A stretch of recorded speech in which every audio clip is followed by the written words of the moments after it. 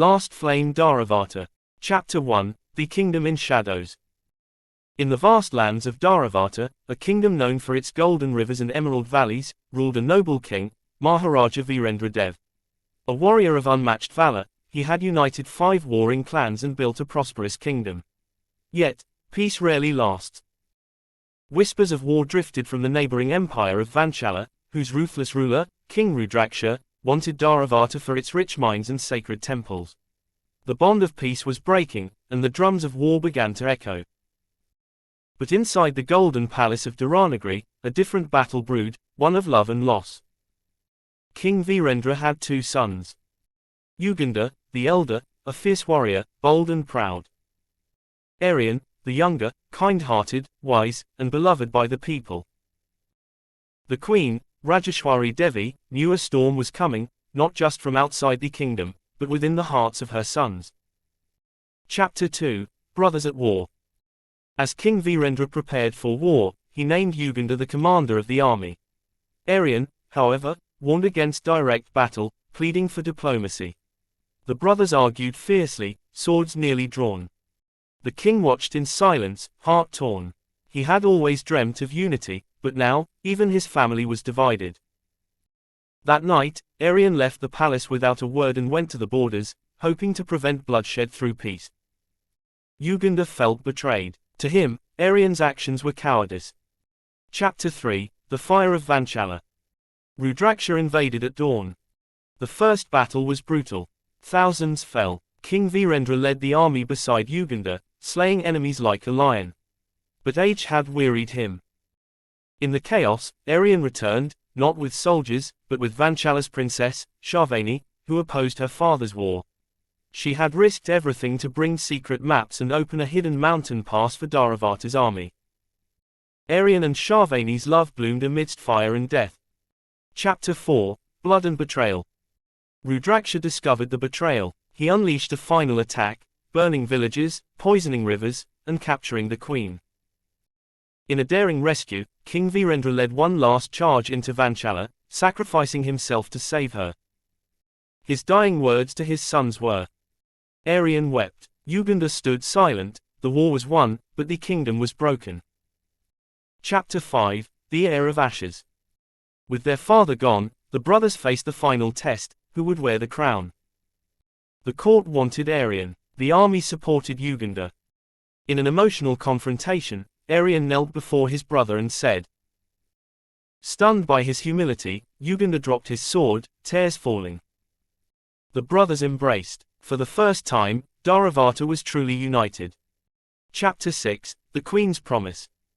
After King Virendra's death, the royal court gathered in mourning. Queen Rajeshwari Devi, once silent behind the veil of palace walls, now rose like the soul of Dharavarta itself.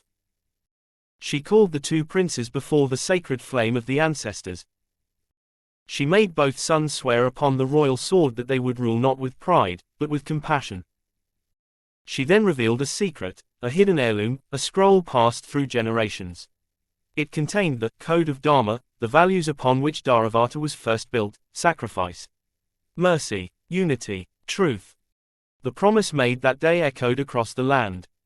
Chapter 7, A Kingdom Rebuilt. Months passed. Under Aryan's wisdom and Yugandhar's strength, Dharavarta began to heal. Temples were rebuilt, farmers given gold, and war orphans housed in the royal palace itself. Princess Shavani, once an enemy's daughter, now walked the streets as a healer, her touch softening even the hardest hearts. Yugandhar, once filled with rage, began teaching young soldiers not just swordplay, but honor. His relationship with Aryan grew stronger, forged in shared sorrow and mutual respect. But peace, like spring, was always temporary. A strange silence fell from the north. The stars dimmed. Messengers never returned. Whispers spoke of the Shadow King, a dark force thought lost in the ancient scrolls, a forgotten prince of Dharavarta, banished generations ago. Chapter 8, The Return of Shadows.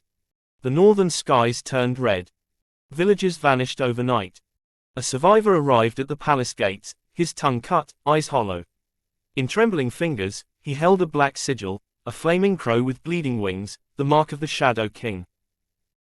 The scroll revealed the truth: Centuries ago, Prince Kalkatu, a dark sorcerer and heir to the throne, was exiled for black magic.